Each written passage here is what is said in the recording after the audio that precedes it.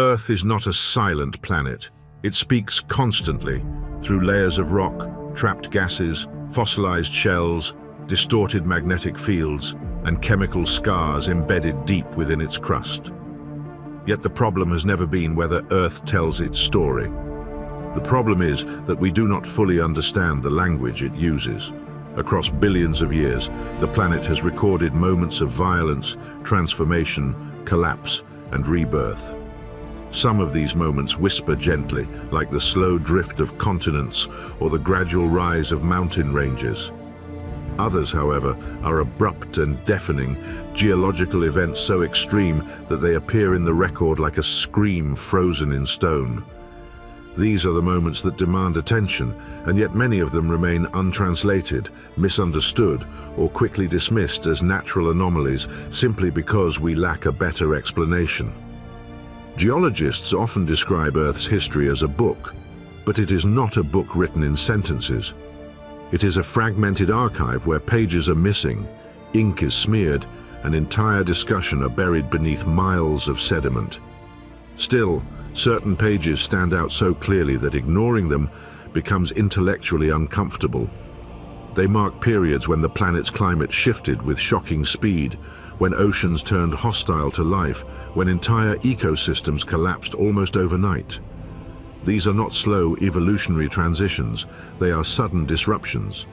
And among all of these events, one in particular stands out as both well-documented and deeply unsettling: the Paleocene to Eocene thermal maximum, roughly 56 million years ago. The Paleocene to Eocene thermal maximum, often abbreviated as PETM, represents one of the most dramatic climate upheavals in Earth's known history. In geological terms, it occurred almost instantaneously. Within a span estimated to be only a few thousand years, possibly even less, global temperatures spiked by 5 to 8 degrees Celsius. This was not a regional phenomenon, it was planetary. From the deepest oceans to the polar regions, Earth warmed rapidly and profoundly. The fossil record shows that tropical conditions extended far toward the poles, while ecosystems that had been stable for millions of years were suddenly forced into chaos. Accompanying this rapid warming was the release of an enormous amount of carbon into the atmosphere and oceans. Scientists estimate that thousands of gigatons of carbon flooded Earth's systems during the PETM. To put this into perspective, the amount of carbon released during this event rivals or exceeds what humanity could emit over many centuries at current rates. This carbon did not remain confined to the atmosphere.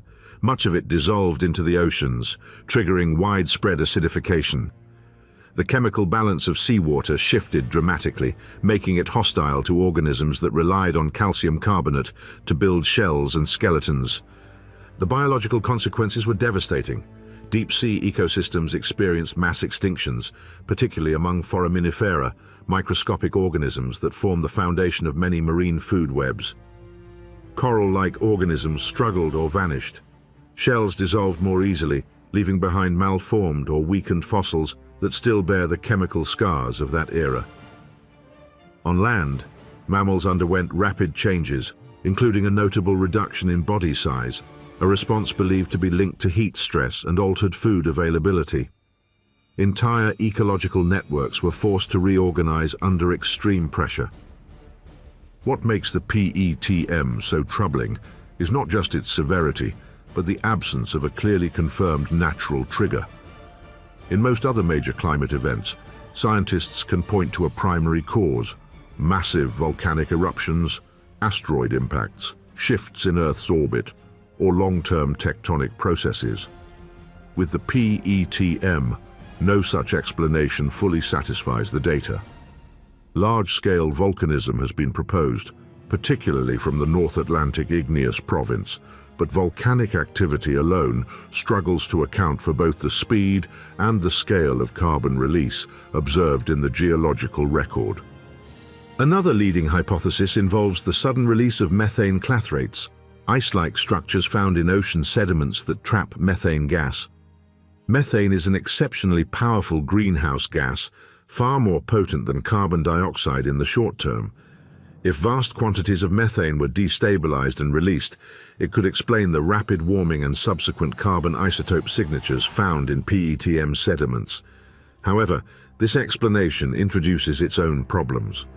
What mechanism triggered such a widespread and synchronized release across the globe?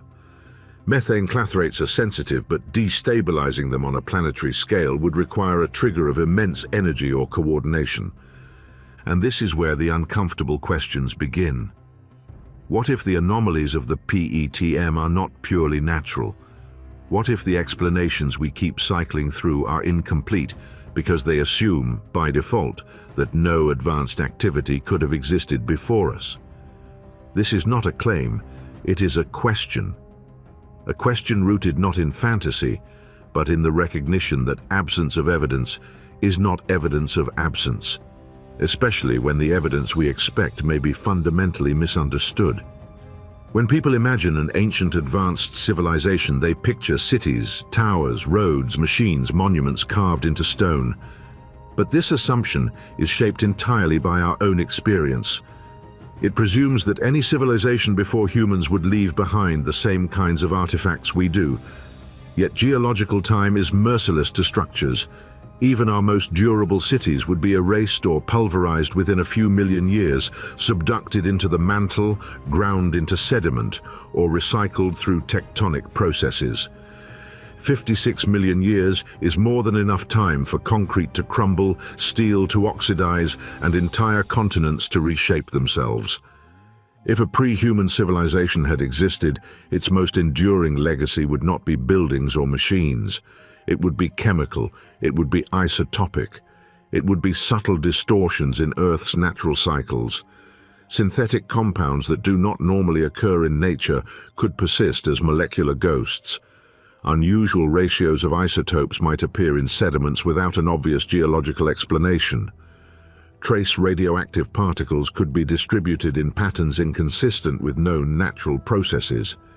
Even biology itself could carry the imprint of such an influence, visible as abrupt changes in shell formation, unexplained mutations, or sudden shifts in species distribution that do not align neatly with environmental pressures alone. The PETM presents precisely this kind of puzzle. The carbon isotope excursion recorded during the event indicates a massive injection of light carbon into the system, carbon that does not easily align with standard volcanic sources. The oceans acidified faster than many organisms could adapt, suggesting a rate of change that pushed beyond typical natural thresholds. These are not definitive signs of artificial activity, but they are anomalies, markers that signal something extraordinary occurred, something that still resists full explanation. Compounding this uncertainty is a sobering reality. We have explored only a tiny fraction of our own planet. The vast majority of Earth's seabed remains unmapped in high resolution. Entire mountain ranges lie hidden beneath kilometers of water. Beneath those oceans are layers upon layers of sediment, accumulating slowly, sealing away whatever lies below. These sediments function like geological vaults, preserving chemical signatures and biological remnants long after surface features have vanished. On land, too, Earth's archives are incomplete. Erosion, tectonic uplift, and subduction constantly rewrite the surface. Ancient crust is rare. Most of what existed hundreds of millions of years ago has been recycled into the planet's interior. The deeper we look into time, the more fragmentary the record becomes. This creates a profound bias in our understanding. We interpret Earth's past based on what survived, not on everything that existed. Entire discussion may be missing, not because they never happened, but because they were buried too deeply or erased too thoroughly for us to recognize. This leads to a crucial realization. Earth does not erase history completely, it buries it. The planet is not a blank slate that resets itself cleanly after each catastrophe. Instead, it compresses memory, folding it into layers, distorting it, scattering it across chemical gradients and fossil assemblages. The past is still there, but it is encoded in forms we are only beginning to learn how to read. When geologists encounter unexplained anomalies, the default response is often to assume that the answer must lie within known natural mechanisms, even if the fit is imperfect. This is not intellectual laziness, it is methodological caution. Science advances by building on established frameworks. Yet history shows that major breakthroughs often occur when those frameworks are challenged, not discarded recklessly, but expanded thoughtfully. The idea that Earth's history might include episodes influenced by intelligence, whether technological, biological, or something entirely unfamiliar, forces us to confront the limits of our assumptions. This does not require believing in lost cities or ancient machines.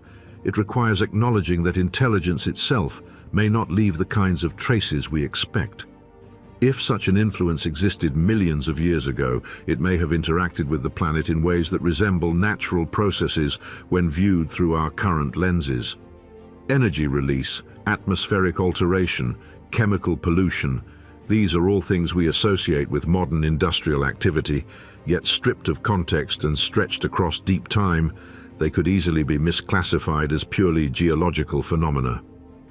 The PETM, then, becomes more than just a climate event. It becomes a test case for how we interpret Earth's memory. It challenges us to ask whether we are reading the record correctly or merely projecting our assumptions onto it. It invites us to consider that some of Earth's loudest moments are not random accidents, but signals whose meaning we have not yet decoded. Ultimately, this is not about claiming certainty, it is about cultivating curiosity and humility. Earth's geological record is vast, ancient, and incomplete. We are newcomers, reading a story that began billions of years before us, written in a language we are still learning. The signs are there: sudden warming, massive carbon release, unexplained chemical shifts, biological stress signals etched into stone. They shout from the depths of time, demanding interpretation. Whether these signs point to unknown natural mechanisms, rare coincidences, or something more profound remains an open question. But one thing is clear: Earth remembers more than we think, and until we learn to read its forgotten memory with sharper eyes and fewer assumptions, some of the most important concepts of our planet's story will remain buried, waiting patiently beneath the weight of time. The story of Earth is not only written in stone and soil, but also in the vast, hidden expanses of its oceans. Modern humans walk continents that have shifted and risen over millennia, yet much of the land that was once inhabited lies now beneath waves that have erased visible traces of its past. During ice ages, sea levels were dramatically lower than they are today, sometimes by as much as 120 meters. This exposed continental shelves that were once habitable, fertile, and teeming with life. These lands included Doggerland in northern Europe, a vast plain connecting Britain to the European mainland, Sunderland in Southeast Asia, a region now mostly underwater, but which would have supported sprawling forests, rivers, and fertile plains, and Beringia, the land bridge that connected Asia to North America, enabling not only human migration but the movement of species across continents. These sunken landscapes were ecosystems in their own right, complete with rivers, lakes, forests, and possibly settlements. The implication is profound. If intelligent or technologically capable beings existed during periods when these regions were above water, any evidence of their existence would now be concealed beneath layers of sand, silt, and sediments deposited over tens of thousands of years. The sheer pressure and slow geological processes would distort and bury such structures beyond recognition. Imagine the layers of history compressed under kilometers of sediment, the contours of settlements flattened and assimilated into the seabed. Chemical residues diffused through millennia, leaving only faint whispers of what once was. Unlike terrestrial archaeology, where structures and artifacts may survive intact for thousands of years, the ocean is an eraser, a relentless force that transforms the tangible into memory. Underwater archaeology faces extraordinary challenges. The simple act of observation is impeded by water itself. Visibility decreases rapidly with depth, and light, which allows us to perceive the world, is absorbed within tens of meters. Even modern sonar imaging, though impressive, often produces ambiguous results. Shapes on the seabed that resemble human constructions could just as easily be natural rock formations shaped by currents and sediment flow. Sediments conceal objects, sometimes perfectly embedding them in mud, sand or silt for tens of thousands of years. The crushing pressure at depth reshapes materials and collapses hollow structures. Salt water accelerates corrosion and organic materials decay rapidly. Furthermore, the cost of exploration is immense. Mapping a fraction of the ocean floor in high detail requires years of expeditions, thousands of hours of remotely operated vehicle operation, and massive investment in specialized equipment. Progress is therefore slow and piecemeal, leaving the vast majority of the seabed unexamined. Despite these challenges, there are reports of anomalies that intrigue researchers and enthusiasts alike. Across the globe, rectilinear and geometric features have been identified on the seabed near the Azores, off the coasts of India and Japan, and throughout the Caribbean. These features, often dismissed as natural formations or misinterpreted sonar artifacts, recur in locations where geological processes alone cannot fully explain them. While controversy surrounds their origin, their repetition and distribution raise questions that cannot be easily ignored. Could these be the remnants of ancient human or pre-human activity, fossilized not in buildings, but in the imprint left on the ocean floor? The oceans themselves are not silent repositories. They carry memory in their chemistry, in the layers of sediment they accumulate, and in the isotopic and elemental traces of events long past. One hidden aspect of these underwater archives is the presence of methane clathrates, frozen methane trapped in lattice-like structures beneath the seabed. Methane clathrates represent a massive reservoir of greenhouse gases. If destabilized, they can release enormous quantities of methane into the ocean and atmosphere, triggering abrupt climate events. Some scientists have suggested that sudden methane releases could explain rapid warming periods, like the Paleocene to Eocene thermal maximum. Expanding this line of thought, it is conceivable that a technologically capable civilization, whether human or pre-human, could have inadvertently or deliberately tapped these clathrates, causing environmental disturbances that appear in the geological record as abrupt anomalies. Such an idea, while speculative, is consistent with evidence of sudden climate spikes, unusual carbon isotope excursions, and unexplained chemical signatures embedded in sediments. Yet despite the ocean's memory, it reveals its secrets reluctantly. Unlike terrestrial archives, which can be excavated systematically, the ocean requires patient, technologically intensive, and highly selective investigation. Each expedition uncovers only fragments, often leaving more questions than answers. Entire sunken worlds may remain undetected simply because we lack the tools, patience, or imagination to see what is beneath. These submerged regions, once plains, forests, and potential cradles of life and civilization, challenge the very limits of discovery. They are reminders that our knowledge of Earth is partial, that much of the past is hidden, and that some of the planet's loudest messages lie beneath the waves, waiting to be translated. The ocean floor is not just a landscape, it is a palimpsest, layered with time, sediment, and memory. Each trench, canyon, and plateau records biological, chemical, and geological activity. Fossilized shells, mineral deposits, and even the isotopic composition of sediments contain encoded information about ancient climates, ecosystems, and potentially intelligent activity. The challenge is recognizing these signals amidst the noise of natural processes and distinguishing human or pre-human intervention from ordinary geological formation. To do so requires a combination of geology, chemistry, archaeology, and a willingness to question conventional assumptions about the past. As our technology advances, we gain better tools to explore these hidden archives.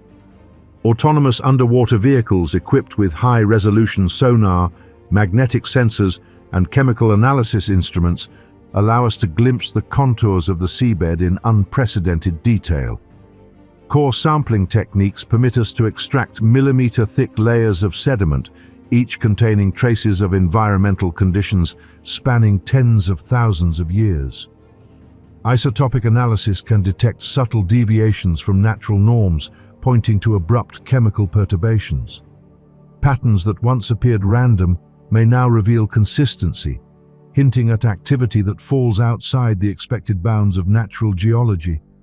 But even with these tools, the scale of exploration is daunting. The majority of the ocean remains unread, like a book with pages missing, its secrets buried and distorted, offering only fragments of stories that may never be fully reconstructed. The broader implication is that sunken worlds are both a promise and a warning. They suggest that much of Earth's history is invisible to us, and that civilizations, if they existed, could rise and fall without leaving obvious traces. This forces a re-evaluation of our assumptions about permanence. Just as the ocean buries its past, so too may Earth's deepest memories conceal entire civilizations, waiting for the rare convergence of curiosity, technology, and insight to bring them into focus.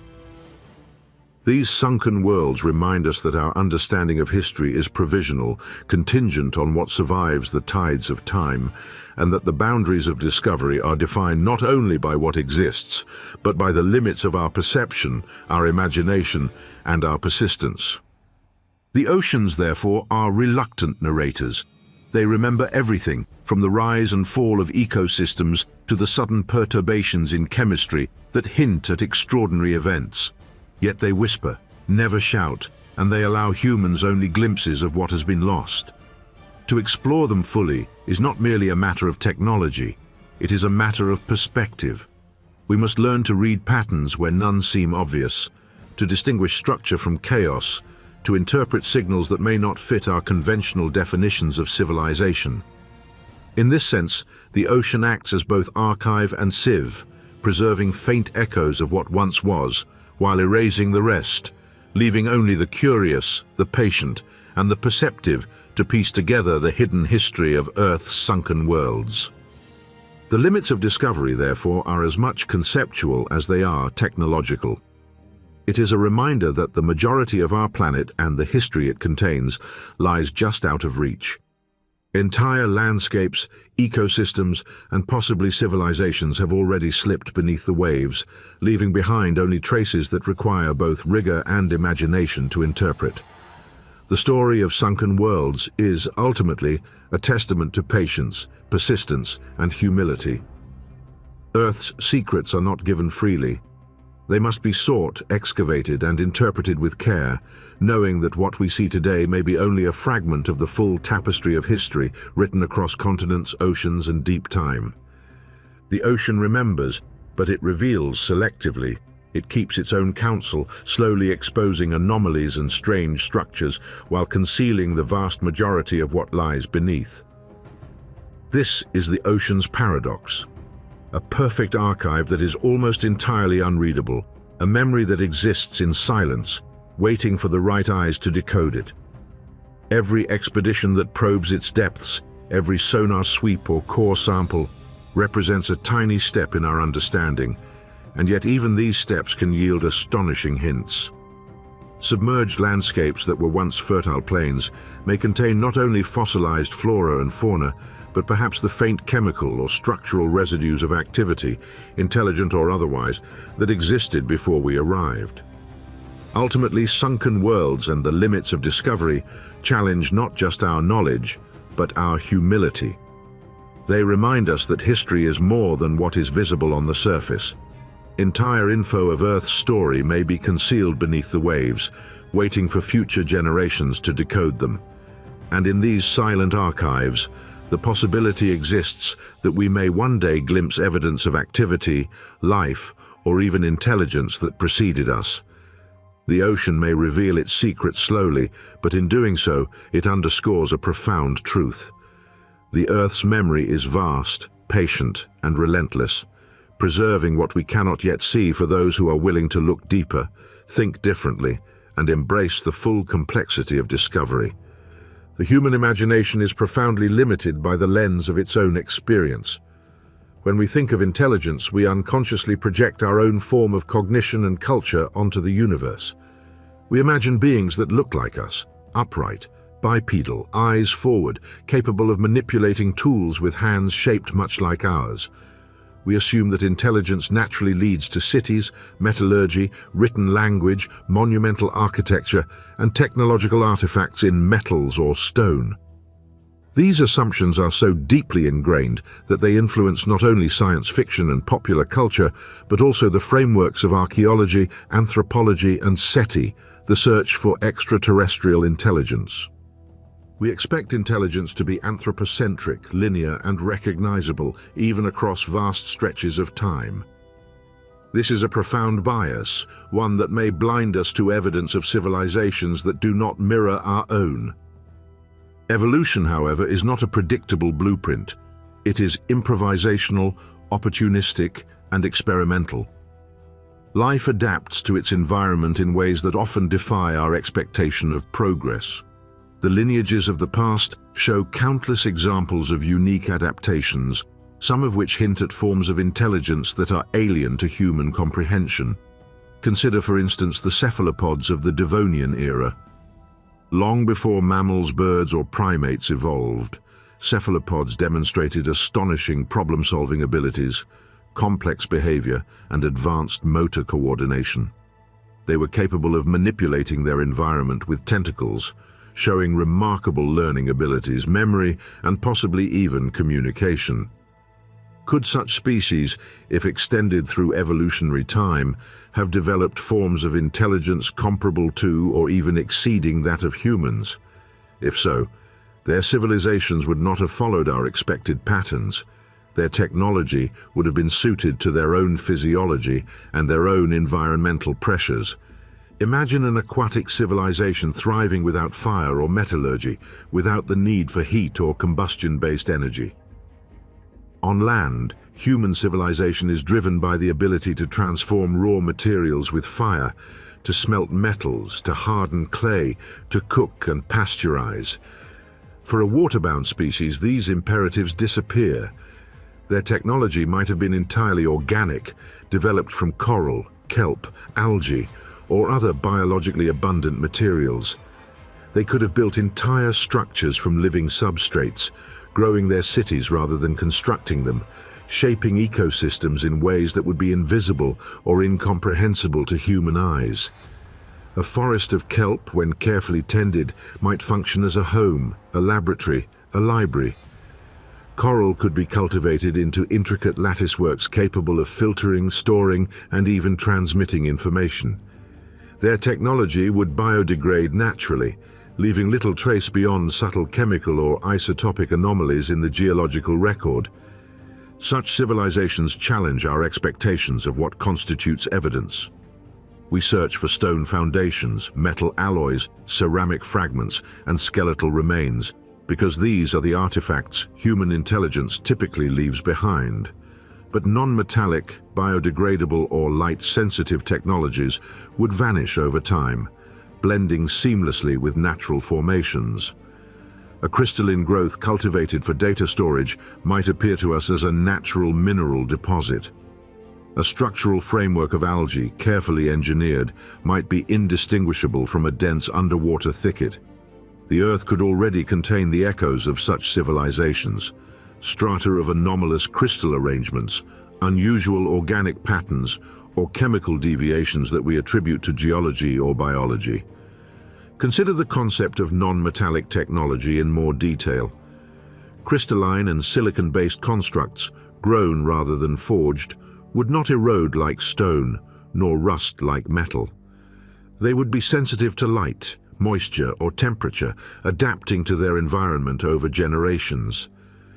Such structures could encode information chemically or structurally, with layers, colors, and patterns acting as memory. We would recognize them only if we knew what to look for, yet even then our analytical frameworks might misinterpret them. A crystalline lattice could be dismissed as a rare mineral anomaly, a geometric structure formed naturally over eons. Yet within that lattice might be the equivalent of a blueprint, a record of computational processes, or even instructions for sustaining biological life.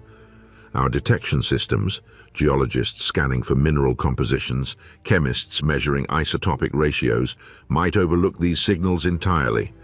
Furthermore, civilizations based on soft living materials would leave traces even harder to recognize. Unlike stone or metal, organic materials decay quickly, returning to the soil or ocean. Coral frameworks collapse into sediment, algae decompose into carbon-rich layers, and wood or plant-based constructions leave only faint impressions in compressed peat or mud. Even skeletal remains might be absent if the species had soft exoskeletons, hydrostatic skeletons, or other non-mineralized support structures. The absence of bones would not imply the absence of intelligence, it would simply reflect the materials used by that civilization. When we survey the fossil record for anomalies, we often dismiss the subtle as irrelevant. Yet these faint deviations, unexpected microfossils, unusual isotopic ratios, anomalous organic patterns, could be the only evidence of a civilization millions of years before humans emerged. Our current frameworks of archaeology and paleontology predispose us to overlook these possibilities. Archaeology is trained to identify tools, buildings, and human-made debris. Paleontology searches for skeletal structures, preserved soft tissue, or trace fossils. But what if intelligence expresses itself in ways entirely alien to our expectations? Perhaps the intelligent species of the past engineered symbiotic colonies of organisms, manipulating biology instead of metal, generating energy through chemical or photosynthetic means rather than combustion.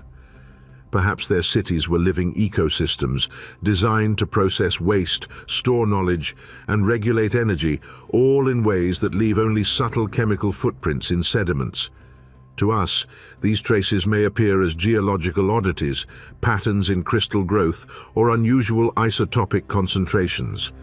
They may already have been observed, catalogued as anomalies, and dismissed. We must also consider the role of time in this erasure.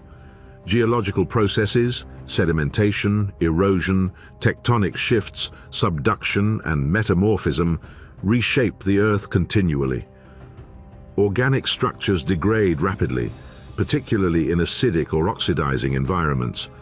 Even crystalline or silicon-based constructs, if not actively maintained, may be transformed over millions of years into forms indistinguishable from natural geological formations. Over tens of millions of years, the distinction between natural and artificial blurs.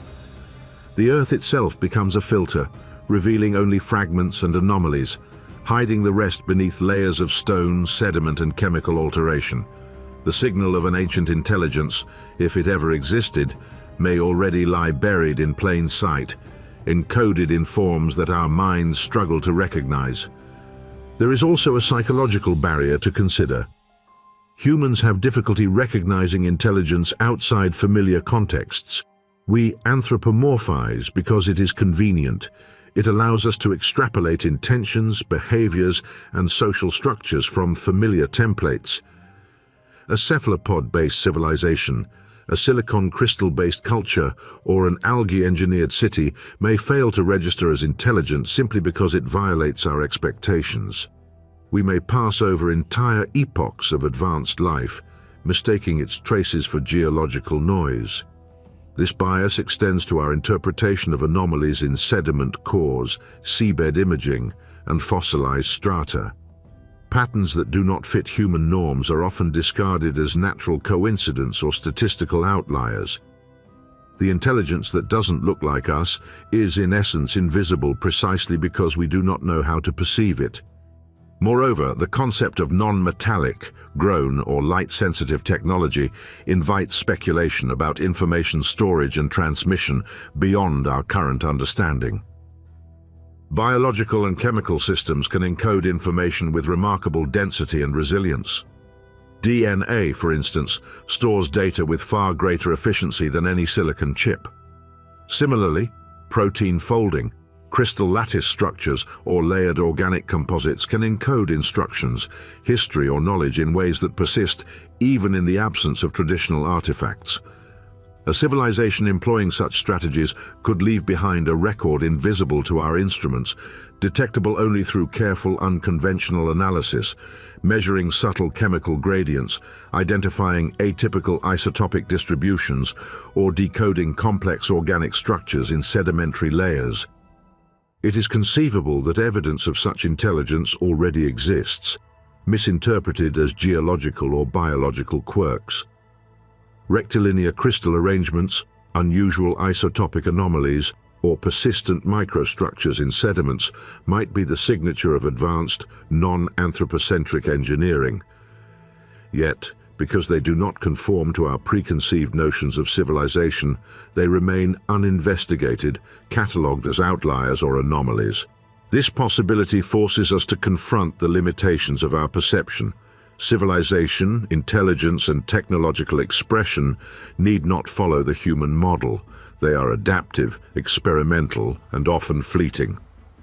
The implications of this are profound. If intelligence is not inherently humanoid, then the search for past civilizations or for extraterrestrial intelligence must be broadened. We must question every assumption about what a civilization leaves behind, recognizing that our methods are tuned to detect what humans do, not what is possible in the larger spectrum of evolutionary experimentation. A city does not need stone. Technology does not need metal. Civilization can emerge from living, mutable, and biodegradable materials. Energy need not come from fire. Computation need not be silicon chips. Knowledge need not be written in books. It can be stored in living organisms, crystals, or chemical gradients. In this framework, the Earth may already contain evidence of ancient, non-human intelligence. We might have walked over it, sampled it, and discarded it as irrelevant. Crystalline patterns that seem anomalous, organic microstructures in sediment cores, unexpected isotopic ratios, and subtle chemical deviations could all be remnants of civilizations that did not look like us and therefore escaped our notice. The intelligence of the past may have been quiet, adaptive, and almost entirely invisible to anthropocentric investigation methods. The challenge is to reorient our perspective, to interpret anomalies not as errors, but as potential messages encoded in forms that do not mirror our own technological or cultural history. Intelligence does not have to resemble humanity. It does not require upright posture, tool use, or city building. It can thrive in water, grow structures from living materials, store knowledge in chemical or crystalline forms, and leave almost no trace that we can currently recognize. The possibility that civilizations with these characteristics existed millions of years ago, perhaps rising and falling in silence, forces a fundamental re-evaluation of how we perceive intelligence, history, and the archaeological record. If such civilizations existed, we may already be in their presence, walking across the remnants of cities that were never built of stone, running our fingers through sediments that once contained life and thought, far older than our own. The intelligence that did not look like us is, by its very nature, invisible, challenging us to expand our definition of civilization and to seek the patterns that may already be hiding in the overlooked and the ordinary.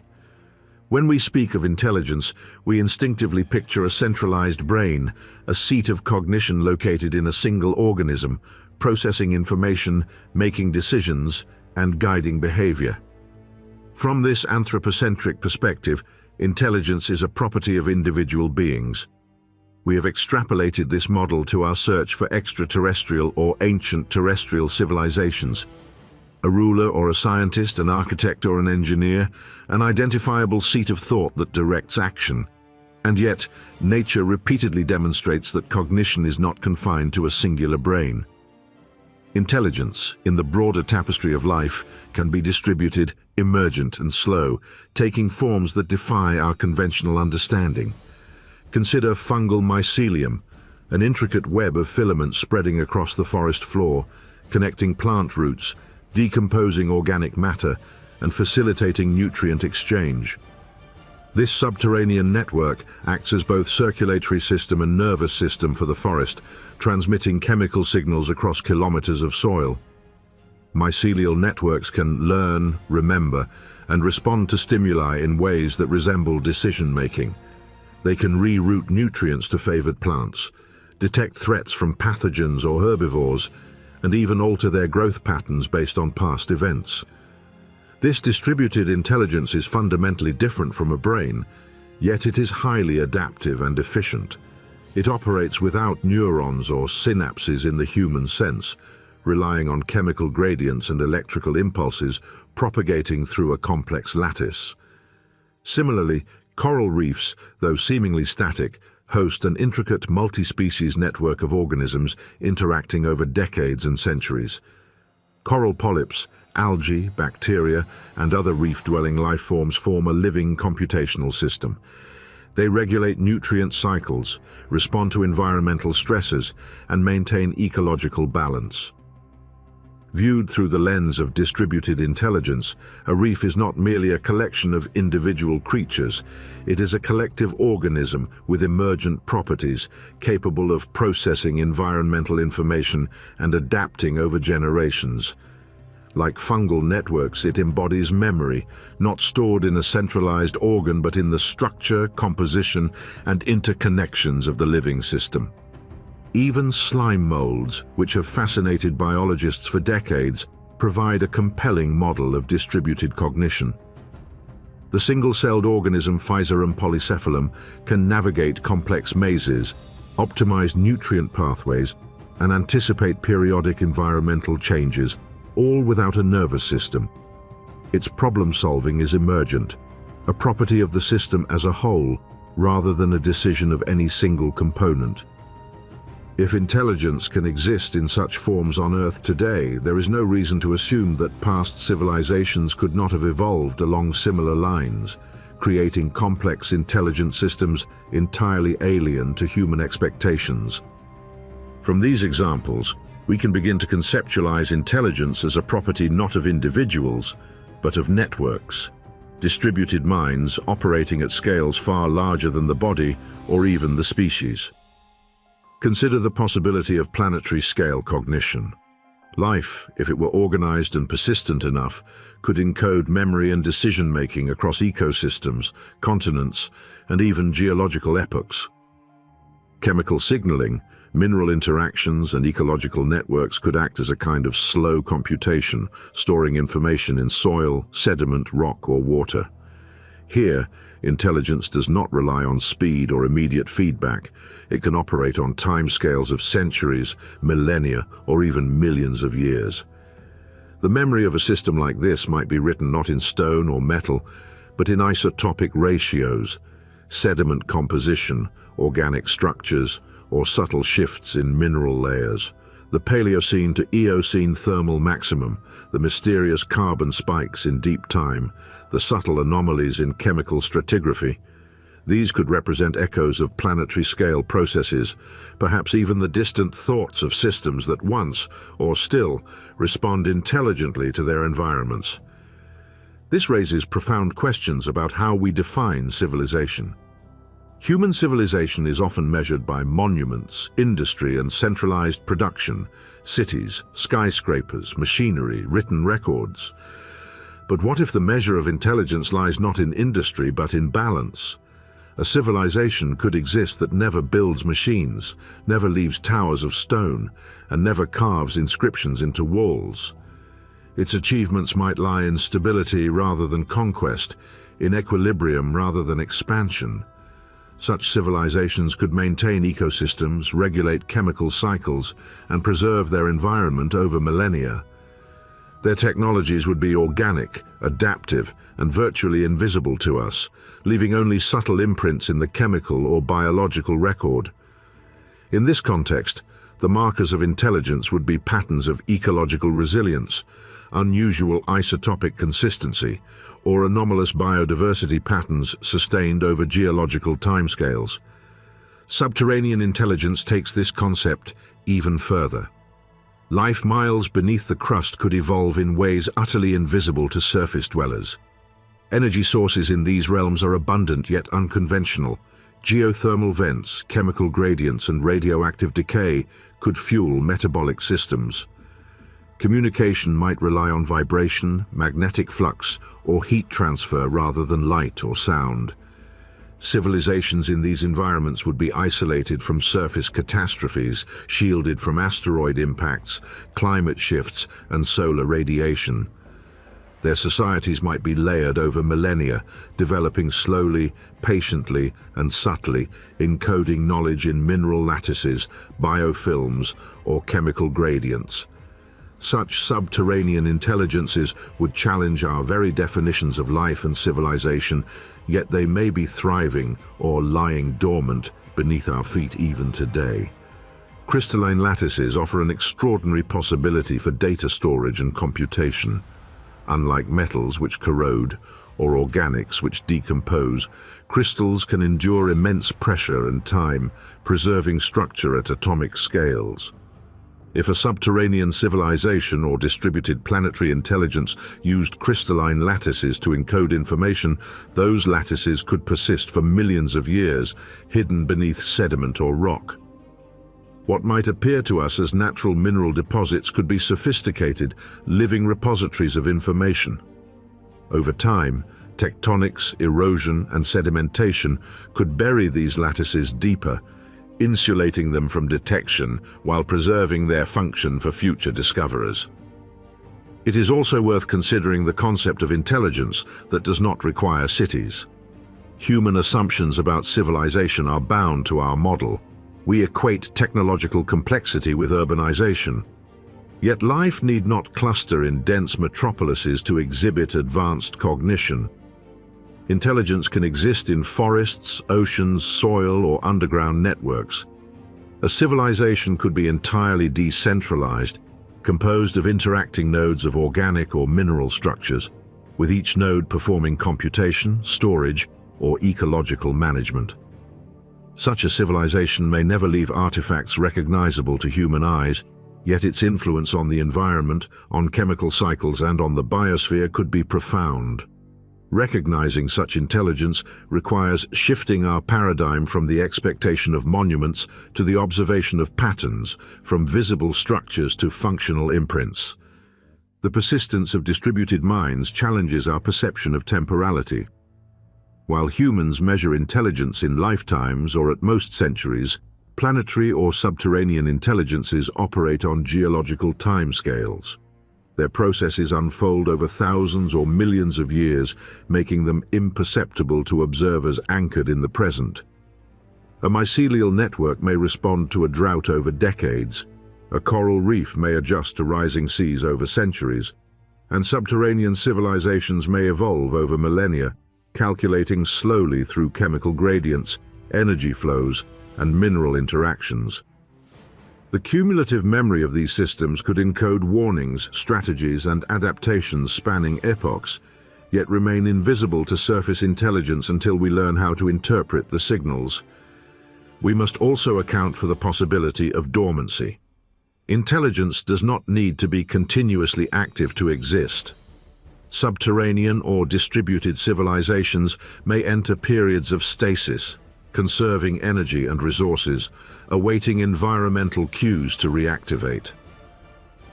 Dormant systems could persist, encoded in crystals, chemical gradients, or ecological arrangements for millions of years. When conditions permit, these systems could reawaken, resume computation, and continue the trajectory of their civilization, potentially overlapping with human history or future intelligences. Our failure to detect such dormant systems may be a result of our assumptions about activity and visibility. We look for noise, not silence, for construction, not stasis. The concept of hidden biospheres extends beyond Earth's crust. Subsurface oceans in Antarctica, subterranean lakes in permafrost, or even hydrothermal vent networks could host complex adaptive systems capable of computation and memory.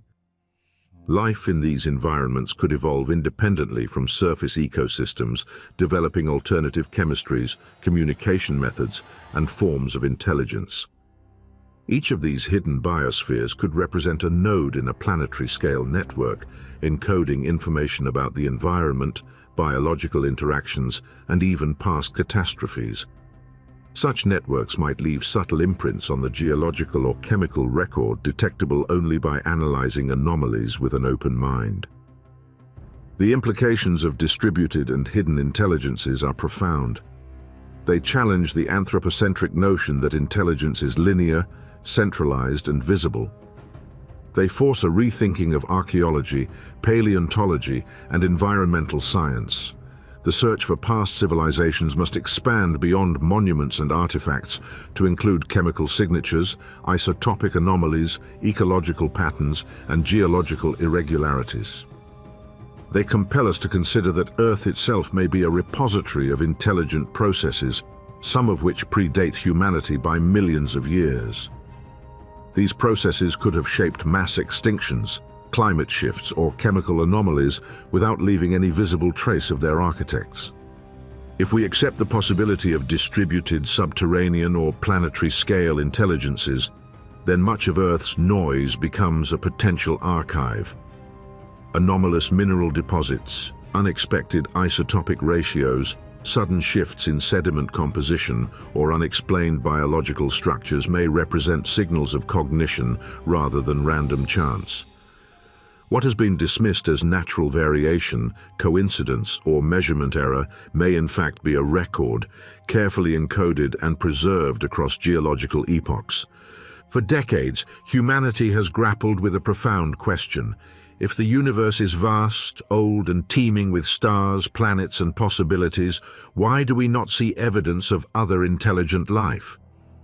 This question is formalized in what is known as the Fermi paradox, named after physicist Enrico Fermi, who famously asked, "Where is everybody?" The apparent silence of the cosmos is unsettling. It implies either that life is exceptionally rare, intelligent life is fleeting, or that advanced civilizations inevitably fail to communicate beyond their own worlds. For many, the paradox has fueled dreams of interstellar exploration, SETI programs, and the hope that a signal may one day pierce the void, announcing to us that we are not alone. Traditionally, the Fermi paradox directs our gaze outward, toward the stars. It assumes that if life is common, intelligent species will eventually develop technologies that can be detected across interstellar distances. Radio transmissions, megastructures, and signs of planetary engineering are expected to serve as evidence. Astronomers scan the heavens, mapping exoplanets, measuring atmospheric compositions, and listening for patterns in the electromagnetic spectrum that could indicate deliberate signals. Yet the results remain maddeningly empty. Humanity listens, watches, and calculates, and the universe responds only with the deep hum of radiation, cosmic background noise, and silence. This silence has led some to speculate about the Great Filter, a hypothetical stage in the evolution of life that prevents civilizations from surviving long enough to communicate widely. Others suggest that advanced life may deliberately avoid detection, that interstellar travel is prohibitively difficult, or that intelligent civilizations self-destruct before leaving their planetary cradle. The Silurian Hypothesis turns this perspective on its head. It asks a deceptively simple yet profoundly unsettling question. What if the intelligent life we are searching for in the cosmos was already here on Earth, long before humanity? What if, instead of looking outward, we must look backward into the deep history of our own planet to recognize the traces of civilizations that rose, flourished, and vanished millions of years before Homo sapiens walked the Earth? This is a radical departure from conventional thought. It challenges the comforting assumption that human intelligence is unique, unprecedented, or the pinnacle of evolutionary achievement. It forces us to confront the possibility that Earth itself may have witnessed the rise and fall of intelligent species in cycles far beyond our comprehension. According to this hypothesis, civilizations do not necessarily emerge gradually, nor do they require millennia to reach technological sophistication. They may rise swiftly, burn with extraordinary brilliance, and collapse in ways that leave minimal traces. Intelligence, in this framework, is a phase, a transient property of life, not an endpoint. Like a chemical reaction, a civilization may ignite rapidly when conditions are favorable, expand and manipulate its environment with astonishing efficiency, and then fade away, leaving only subtle signatures in the geological record. This perspective reframes our understanding of intelligence. It is not an inevitable outcome of evolution, nor is it permanent. It is a pattern, a pulse within the broader temporal rhythm of life on Earth. If civilizations in deep time did exist, their primary legacies may not be cities, monuments, or machines as we conceive them. Natural processes, the relentless recycling of the Earth, erase visible structures over millions of years.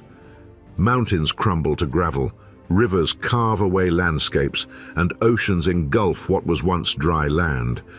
Yet, while the tangible forms may vanish, the chemical and isotopic traces of activity can persist.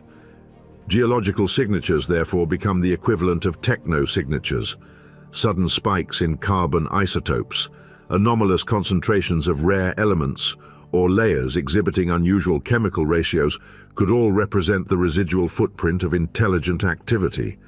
These signals may be subtle, faint, or ambiguous, yet they offer tantalizing clues to the possibility that intelligence has arisen and perhaps failed long before human civilization. The Paleocene to Eocene thermal maximum, for example, demonstrates how Earth's systems can record abrupt changes in atmospheric composition. Approximately 56 million years ago, the planet experienced rapid global warming, massive carbon release, ocean acidification, and widespread extinctions. The precise cause remains a mystery. Volcanic activity, methane clathrate release, and other natural mechanisms have been proposed, yet none fully explains the scale, duration, and intensity of the anomaly. In the framework of the Silurian Hypothesis, it is conceivable that such events could reflect, in part, the environmental footprint of an industrial-scale civilization, one that burned through resources, manipulated energy on vast scales, and left a chemical signature in the rock record. Such a civilization would not leave skyscrapers or satellites behind for us to discover, but its influence might persist as subtle anomalies embedded in the Earth itself. This approach requires a profound shift in the way we interpret evidence. Scientists are trained to classify anomalies according to natural explanations. Geological, chemical, and isotopic irregularities are often attributed to volcanic eruptions, asteroid impacts, climate cycles, or random variations. Human exceptionalism, the belief that our achievements are unique, shapes both our expectations and our methods.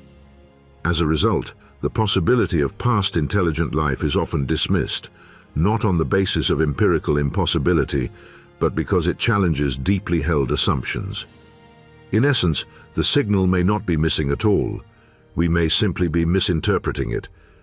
We look for artifacts that conform to our image of civilization, and when those artifacts are absent, we assume absence itself. Yet history and geology contain many anomalies that resist conventional explanations. Layers rich in platinum group elements, abrupt temperature spikes, and localized mass extinctions provide hints of unusual activity. Fossilized ecosystems appear to have been reorganized in ways inconsistent with known natural cycles.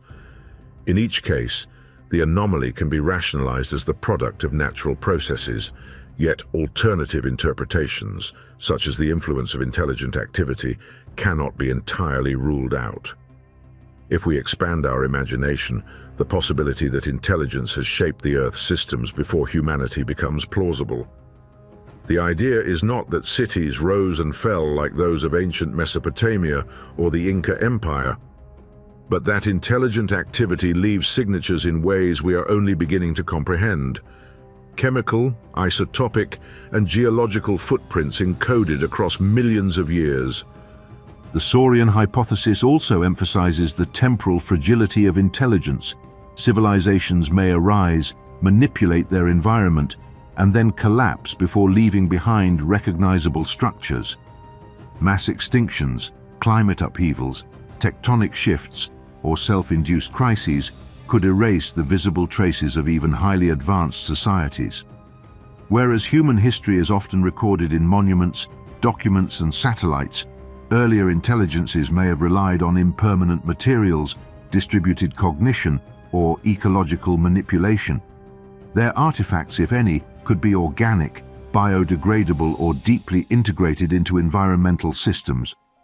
Over geological timescales, these forms would vanish, leaving only indirect signals detectable through careful analysis of chemical and isotopic records. This perspective reframes the Fermi paradox itself.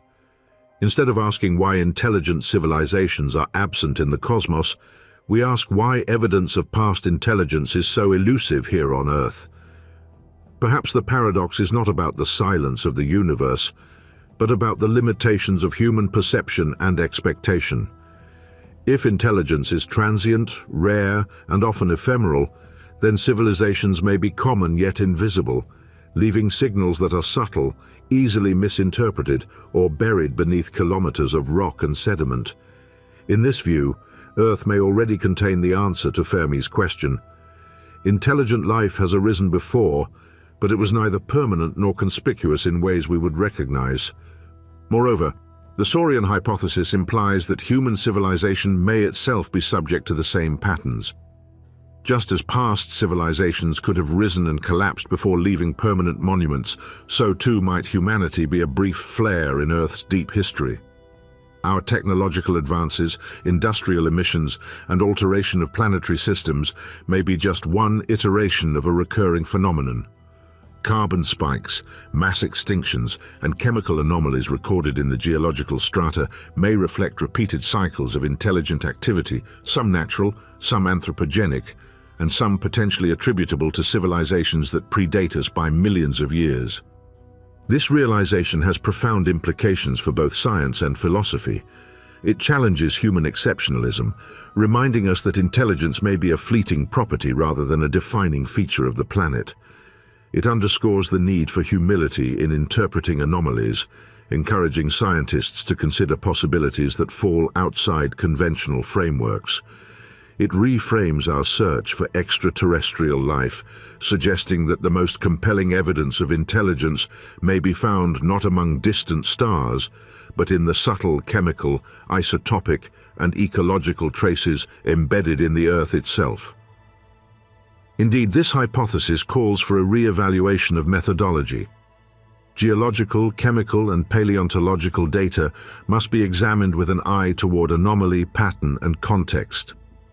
Sudden carbon spikes, unusual isotope ratios, and abrupt extinctions could all be indicators of intelligent activity if viewed through an expanded lens. Remote or submerged landscapes, continental shelves now underwater, and deep-sea sediments may hold preserved evidence of civilizations that existed in forms entirely unlike our own. Such investigations require both scientific rigor and imaginative openness, a willingness to consider that intelligence is not always recognizable by human standards. In this framework, the search for past intelligence becomes a form of time archaeology, an endeavor not merely to catalog fossils or rocks, but to read the subtle language of the planet itself. The Silurian hypothesis urges us to detect signatures of manipulation, energy use, and environmental alteration that do not conform to traditional human models of civilization. Perhaps a sudden alteration in mineral composition, a trace of unnatural isotope distribution, or an unexplained extinction pattern may be interpreted as the residue of intelligent activity. The very absence of expected natural features, areas where sedimentary deposition or fossil records are anomalously uniform, may itself constitute a signal. Ultimately, this discussion challenges us to reconsider both the Fermi paradox and our place in the history of Earth. It asks us to recognize that intelligence may be a transient, recurring phase of planetary life, leaving traces in forms that are subtle, distributed, or ephemeral. Civilizations may rise, burn brightly, and vanish before leaving behind monuments, artifacts, or lasting records. The evidence may be written in carbon isotopes, rare elements, and anomalous sediment layers. The signals are not missing. They have always been here, encoded in the fabric of the planet, waiting for us to learn the language of Earth itself. Humanity's understanding of civilization and legacy is deeply tied to the monuments we build, the cities we inhabit, and the artifacts we leave behind. Stone, steel, glass, and concrete are the mediums through which we attempt to preserve our accomplishments, to etch our presence into the timeline of the planet. Yet, when measured against geological time, these structures are ephemeral. Mountains rise and crumble, rivers carve valleys, oceans encroach upon the land, and even the most durable materials succumb to erosion, pressure, and chemical decay. Cities that seem eternal today can be entirely swallowed by nature in mere centuries, as evidenced by vanished towns, reclaimed forests, and silt-laden coastlines. Now stretch this perspective across millions of years, and the permanence we assume in our monuments vanishes entirely.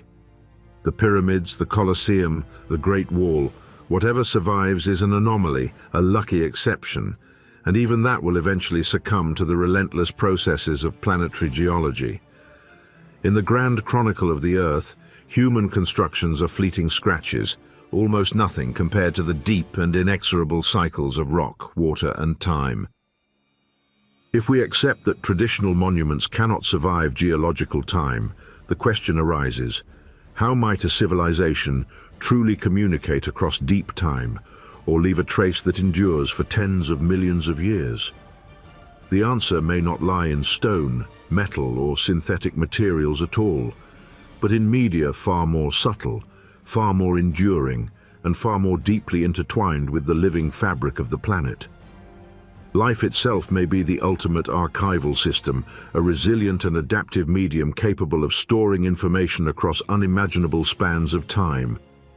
DNA, the very code of life, is astonishingly durable when protected within cells, spores, or extremophiles.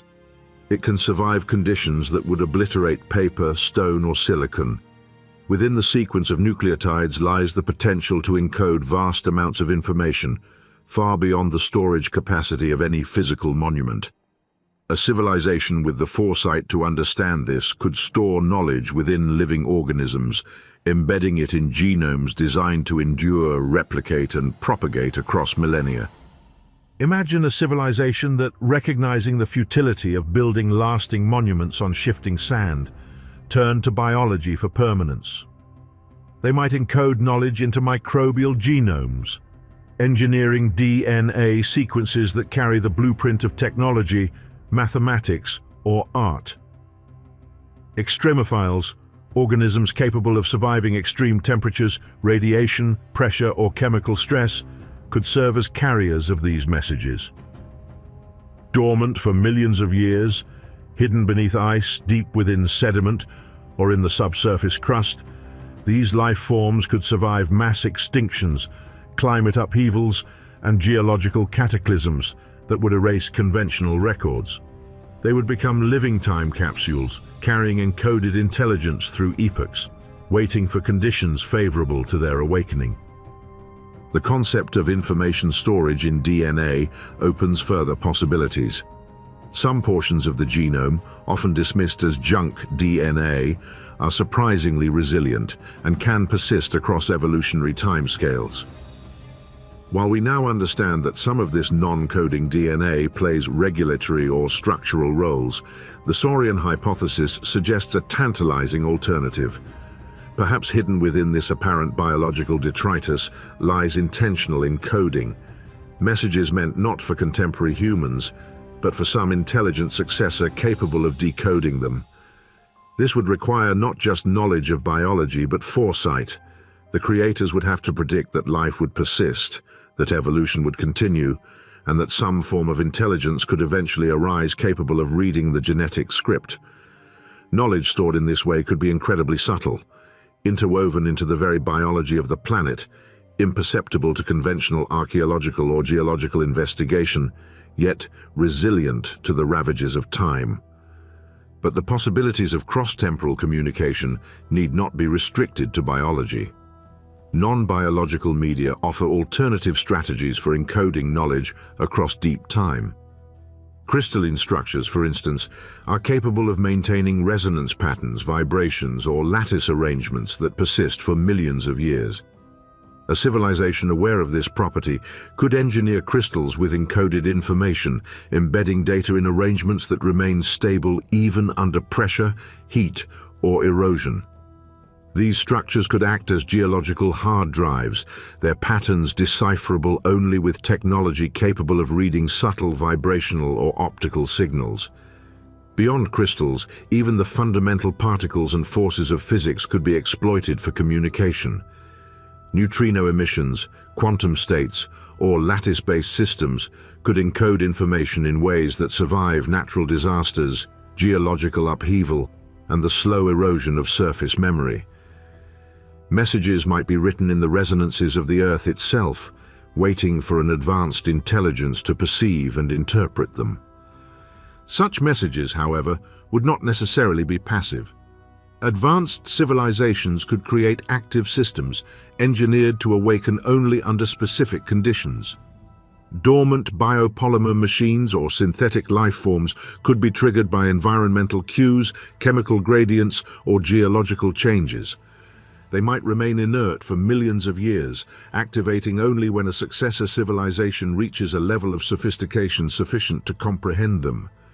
These are not mere artifacts, they are instructions waiting for the right recipients, encoded in the very substrates of the planet. The knowledge contained within could range from scientific principles and mathematical frameworks to warnings, cultural memory, or guidance for the reconstruction of civilization. By designing messages to awaken only when civilization is ready, the creators ensure that their intelligence is not lost to time, but emerges only when it can be properly interpreted and applied. There is a darker, more profound possibility embedded within this idea. Perhaps the messages were never meant for us at all. Perhaps they were intended for the civilization that sent them, meant to preserve their knowledge for a distant future when they could re-emerge, reclaim their place, or reboot their society. Directed panspermia, the deliberate spreading of life to seed planets, could have been coupled with information encoding. Microbial life, carrying both the potential for reproduction and the knowledge of their originators, could seed planets as living messages, designed to be activated when conditions are right. In this scenario, humanity may not be the inheritor of ancient knowledge, but a byproduct of these processes, a rebooted experiment, a temporary occupant of a world seeded for a purpose that we may never fully comprehend. The idea is humbling. What we perceive as life and intelligence may be part of a strategy initiated millions of years before our species emerged, with messages encoded not for us, but for those who engineered the system to awaken at a future juncture.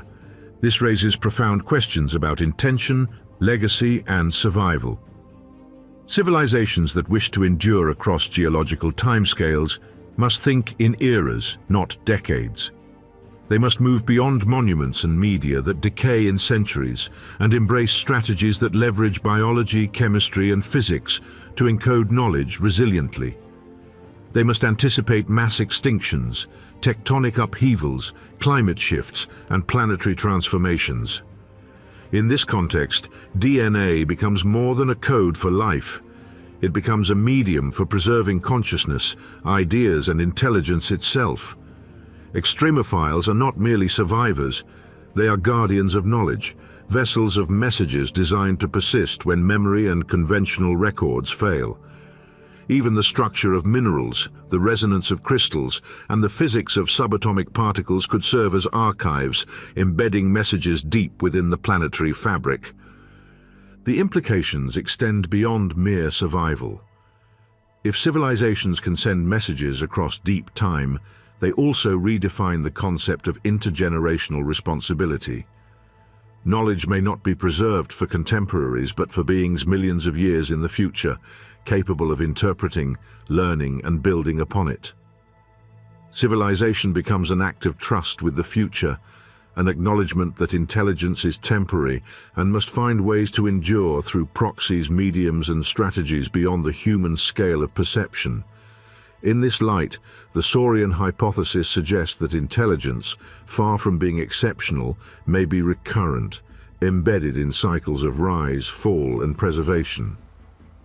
Messages across deep time are not merely communication, they are insurance, contingency plans, and the preservation of meaning against the relentless forces of entropy. Understanding these possibilities requires rethinking our tools for exploration. Conventional archaeology, geology, and biology are designed to detect artifacts, fossils, and chemical residues, but they may be ill-suited to detecting information intentionally encoded across epochs. We need to develop techniques capable of reading dormant biological messages, interpreting resonance patterns in crystals, and analyzing subtle isotopic, chemical, and structural anomalies. Every layer of sediment, every preserved microbe, and every crystalline lattice could potentially harbor knowledge, waiting for the right context to awaken. The Earth itself becomes both a library and a puzzle, a repository of messages written in media that challenge our assumptions and demand imaginative interpretation. At the heart of this video lies a philosophical insight. Civilization, legacy, and intelligence are not defined solely by permanence in the human sense. A message that endures millions of years invisible to us may carry far greater significance than any monument we erect. Survival is not about being seen, but about persistence in subtle, resilient forms. The wisdom of previous intelligences may be encoded in life, in minerals, in physics itself, forms that challenge our preconceptions and force us to recognize that communication and legacy can transcend conventional perception. We are reminded that intelligence may operate on timescales and through media that are foreign to us, and that our quest to preserve knowledge must consider not just the durability of matter, but the resilience of information itself. This confronts us with the possibility that messages across deep time are still awaiting discovery. They may lie hidden in extremophiles frozen in ice, in microbial spores embedded in sediment, in resonance patterns in crystals formed deep within the Earth, or in isotopic anomalies that have been misinterpreted as natural variation. They may require advanced intelligence to detect, understand, and activate. In this sense, our exploration of the past, present, and future becomes inseparable. We must learn to read the Earth, not merely as a record of events, but as an archive, a medium for messages, a conduit for intelligence that transcends conventional temporal and material boundaries. Therefore, challenges us to expand our conception of legacy, intelligence, and preservation. It encourages us to imagine civilizations that think in eras, encode knowledge in life itself, and design messages capable of enduring not centuries, but millions of years. It reminds us that true communication is not measured by visibility or recognition, but by resilience, adaptability, and the capacity to persist across deep time. The Earth itself, with its layers of sediment, its microbial life, and its crystalline structures, may contain messages waiting to be discovered, interpreted, and understood, a testament to intelligence that transcends human perception and endures long after cities, monuments, and empires have vanished. In embracing this perspective, we recognize that intelligence and civilization are not defined solely by what we can see or touch. They are defined by the strategies that allow ideas, knowledge, and wisdom to survive, by the capacity to persist and communicate across time, and by the foresight to anticipate the scale of deep geological and evolutionary change.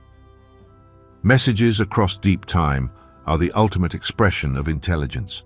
Subtle, resilient, adaptive, and patient, waiting for those who come next to awaken, interpret, and continue the story of life on Earth.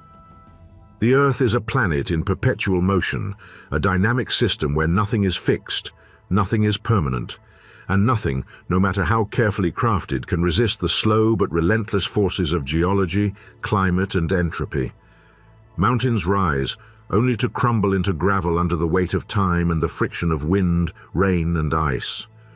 Oceans advance, retreat, and shift with the ebb and flow of ice ages, swallowing coastlines, submerging plains, and erasing the memory of entire ecosystems.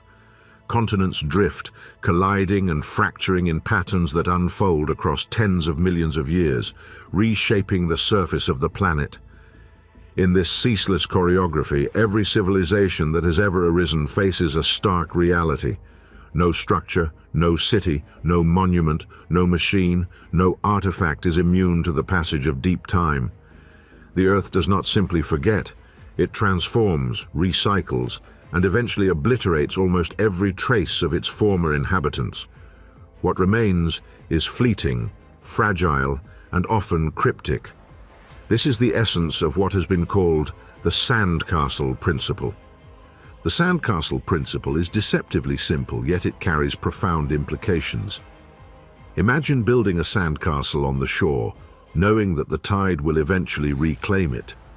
You may invest your time, creativity, and skill shaping towers, walls, and moats, yet the ocean does not negotiate with intent or morality.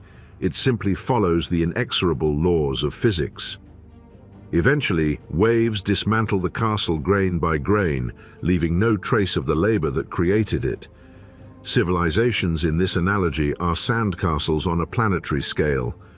No matter how grand, how technologically sophisticated, or how culturally rich, the structures we build are vulnerable to the inexorable forces that reshape the Earth. Over centuries, cities are abandoned, reclaimed by forests or deserts. Over millennia, monuments erode, metals corrode, and records crumble. Over millions of years, even the most durable materials, if left to the processes of geology and climate, are ground to dust or folded into the crust itself. Modern humanity offers a sobering example of this principle in action. Cities that once seemed eternal can vanish almost entirely in just a few centuries. Consider ancient towns reclaimed by vegetation, their streets hidden beneath soil, their houses reduced to rubble. Roads once traveled daily by thousands of people are overtaken by vines, trees, and moss. Satellites, once symbols of human technological achievement, eventually fall from orbit, crashing into the sea or disintegrating upon re-entry. Coastal cities, built with the assumption of permanence, are threatened by rising sea levels and climate change, eroding at a pace that feels catastrophic even within a human lifespan. If such rapid erasure can occur within decades or centuries, imagine the scale of erasure across millions of years, where entire civilizations could rise, flourish, and vanish, leaving behind no recognizable structures, no readable records, and no human memory of their existence. The sandcastle principle extends beyond physical structures to encompass memory itself. Civilizations do not merely collapse, they forget.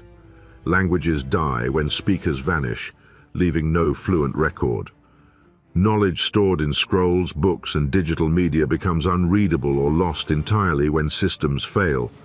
Data formats become obsolete, servers decay, and cloud storage, seemingly eternal, is ultimately vulnerable to entropy and neglect.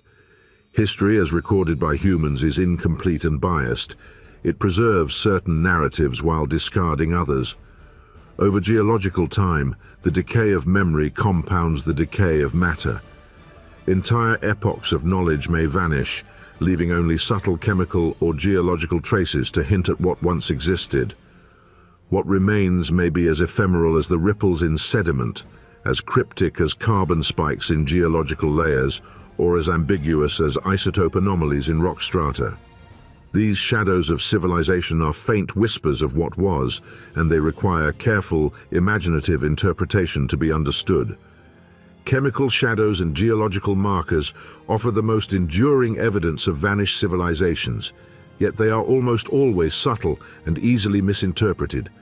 Sudden spikes in carbon isotopes, anomalous distributions of rare elements, and unexplained changes in sediment composition may represent the only physical echoes of industrial or biological activity. These signals, however, are typically interpreted within natural frameworks, volcanic eruptions, asteroid impacts, climate shifts, or microbial activity. The possibility that they may represent traces of intelligence or technology is often dismissed as speculative, yet the sandcastle principle reminds us that the absence of clear structures does not imply the absence of past civilizations. Instead, it underscores the fragility of physical artifacts and the subtlety with which information can endure. Even if civilizations left behind monumental architecture or machines, millions of years of geological recycling would likely reduce these to scattered fragments, compressed strata, or chemical anomalies imperceptible to the casual observer. The sandcastle principle also emphasizes that impermanence is not synonymous with despair or futility. It is a warning, a lens through which to understand the relationship between humanity and time. By recognizing the transient nature of all constructions, we gain awareness of the true scale of our actions and the limitations of our influence. Civilization, in this context, is not measured by permanence alone, but by the ideas, knowledge, and questions it leaves behind. Even if structures vanish and memory fades, civilization can endure in subtler forms, encoded in DNA, layered in sediment, or preserved in the chemical composition of the environment. These enduring traces, however cryptic, serve as both warning and legacy, reminding future intelligences of the fragility of complex societies and the inevitability of change. Civilizations may also vanish because their very foundations are unstable. The sandcastle principle teaches that complexity is fragile, and that the systems supporting human societies, agriculture, industry, governance, energy networks, and information are vulnerable to cascading failures. Just as mountains erode and continents drift, social, economic, and ecological systems are subject to forces that can lead to collapse. The collapse may be sudden, triggered by climate, disease, or resource depletion, or it may be gradual, as inefficiencies, corruption, and environmental stress accumulate over centuries. Regardless of the mechanism, the result is the same. Knowledge is lost, records vanish, and the memory of the civilization fades. The Earth does not remember every empire, and even the most brilliant societies can be swallowed by time. Over millions of years, total erasure is the norm, not the exception. Geological processes, sedimentation, tectonic activity, erosion, and metamorphosis reshape the surface, burying cities, monuments, and artifacts beneath layers of rock and soil. Oceans, rivers, and glaciers act as both destroyers and preservers, dispersing material while creating new sedimentary records. Fossilization, typically associated with bones and hard parts, is rare for most human-made materials, especially metals and plastics that corrode or break down chemically. Even concrete, which seems impervious in human terms, is gradually leached by water and broken apart by freeze-thaw cycles and tectonic stress. Over tens of millions of years, the traces of an industrial civilization would be reduced to barely detectable chemical anomalies, subtle isotope variations, and slight disruptions in sedimentary layers. The echoes of a society that once burned brightly but ultimately succumbed to time.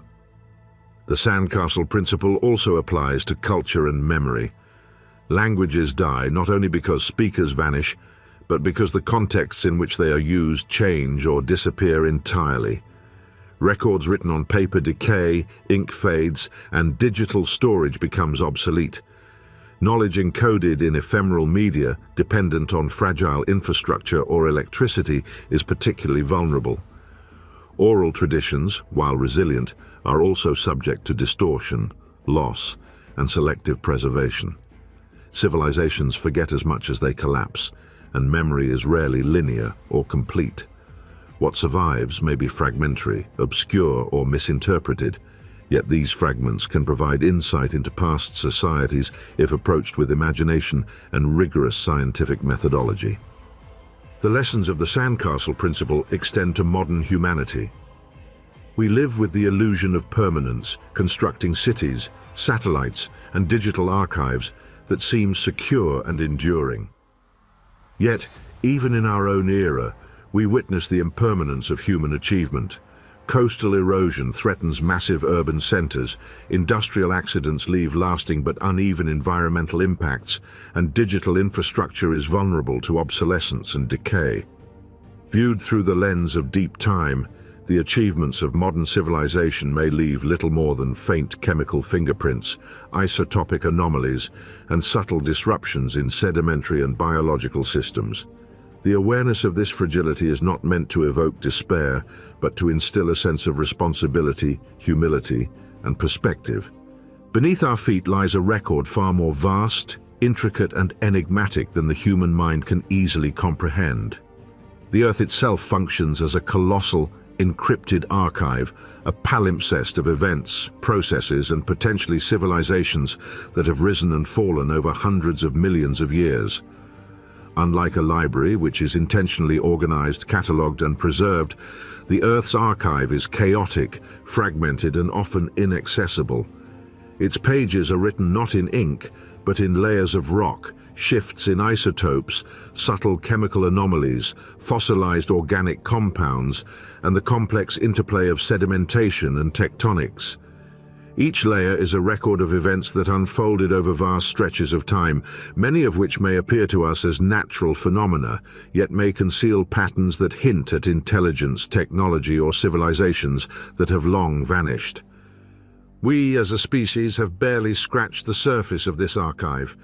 The visible world, the cities, monuments, and landscapes we navigate daily, is only a thin veneer atop layers upon layers of geological memory. Even in areas that have been superficially studied, we have largely read only the most obvious pages, the top strata that are easily accessible and interpretable according to our preconceived notions of what constitutes evidence of civilization.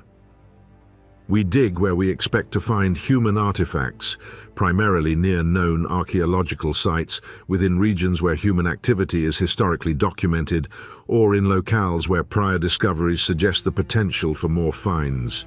This approach is natural and rational, yet it creates a profound bias. We see what we are looking for, and we overlook what does not fit our expectations. Much of the Earth remains unexplored, particularly in regions that are difficult to access, inhospitable, or submerged. Over 70% of the ocean floor, for example, has never been mapped in any meaningful detail. Vast swathes of continental interiors, remote deserts, deep canyons, polar ice sheets, and dense tropical jungles have never been examined with the tools necessary to uncover subtle signs of past life or intelligence. Even where we do conduct research, our focus is often guided by the assumption that past intelligence must resemble us, that is humanoid, metallic, stone-using, and city-building. As a result, potential evidence that exists outside these parameters, fossilized soft structures, chemical traces of industrial processes, unusual isotopic distributions, or organic constructs designed for longevity, may be misinterpreted, dismissed, or entirely overlooked. Consider the possibility that some traces of past intelligence may already exist in the data sets we have gathered, but have not yet been recognized for what they are. Geological surveys, core samples, and sediment analyses routinely reveal anomalies, metallic concentrations, unusual mineral formations, or isotopic ratios that deviate from expected natural baselines. Historically, the scientific approach has been to seek natural explanations first. Anomalous alloys may be attributed to volcanic processes, meteorite impacts, or chemical fractionation. Unusual isotopic ratios may be interpreted as indicators of shifts in climate, asteroid collisions, or organic decay. Yet, the sandcastle principle reminds us that evidence can endure even when all visible structures have vanished. Minute traces, chemical shadows, and altered sediment layers may be the only remaining signatures of a civilization that existed millions of years before humanity. One illustrative example comes from the mid-Paleocene, roughly 56 million years ago, during an interval known as the Paleocene to Eocene thermal maximum. Sediment layers from this time contain traces of platinum group elements, rare earth concentrations, and sudden spikes in temperature consistent with the rapid release of carbon. Standard scientific interpretations suggest volcanic activity or methane clathrate releases as possible causes. Yet, when examined through the lens of the hidden archive hypothesis, these anomalies take on a different significance. If an industrial civilization had existed at that time, operating at a planetary scale, its chemical byproducts could have left precisely these subtle yet measurable traces. The temperature spikes, isotopic anomalies, and unusual element distributions may be the faint footprints of technological activity, long since erased from view by sedimentation, erosion, and geological transformation. Entire cities, if they ever existed, could be reduced to barely detectable chemical and isotopic signatures. Concrete, metals, plastics, and other technological artifacts, subjected to millions of years of pressure, heat, and chemical interactions, would likely break down into their constituent elements. Streets, buildings, and infrastructure would be crushed, buried, or chemically altered to the point of unrecognizability. Yet even in such extreme degradation, traces could remain. Layers enriched in certain elements, localized isotopic anomalies, and subtle patterns in sedimentary composition could all serve as markers, if only they were properly recognized. The challenge is that these traces are not obvious, nor are they self-evident as evidence of intelligence. They require new ways of thinking, new methodologies, and a willingness to question assumptions about what constitutes a civilization. Scientific progress often hinges on anomalies, data points that defy expectation, observations that resist tidy classification. Anomalies challenge our frameworks, forcing us to reconsider prevailing paradigms and to explore alternative explanations. Yet, in many cases, anomalies are dismissed or ignored because they are inconvenient, inexplicable, or incompatible with prevailing theories. This reluctance to investigate anomalies may be one of the most significant barriers to uncovering the hidden archive beneath our feet. If we choose to revisit these outliers with open minds, integrating geological, chemical, biological, and statistical analyses, we may begin to uncover evidence that has been present all along, but misread or miscategorized. The Earth's archive is not fully silent, it is merely difficult to read, requiring both imagination and rigorous scientific inquiry to interpret. The bias of exploration also extends to assumptions about space and depth. Archaeological efforts typically focus on the superficial layers of sediment and rock, where human artifacts are most likely to be found. Yet the deeper we dig, the more we encounter compressed, transformed, and enigmatic layers that may contain the faint echoes of ancient events. Geological processes such as sediment compaction, metamorphosis, and tectonic shifting may obscure or distort evidence, rendering it nearly invisible to conventional methods. Similarly, deep-sea sediments conceal entire ecosystems, landscapes, and potentially anthropogenic or intelligent constructs, hidden under hundreds of meters of silt, sand, and rock. Oceanic exploration is particularly challenging. Water distorts perception, mud conceals structures, and crushing pressure complicates both observation and excavation. Even where rectilinear or geometric features are detected, Azores, India, Japan, or the Caribbean, the evidence is often dismissed as natural formations or anomalies rather than considered as potential remnants of intelligent activity. The hidden archive beneath our feet is not limited to chemical and mineral traces. Subtle biological markers may also persist. Fossilized shells, altered microfauna, and changes in isotopic ratios within organic layers may encode information about environmental modification, industrial-scale carbon emissions, or other forms of technological influence. Such traces are faint, requiring sophisticated instrumentation and analytical models to detect.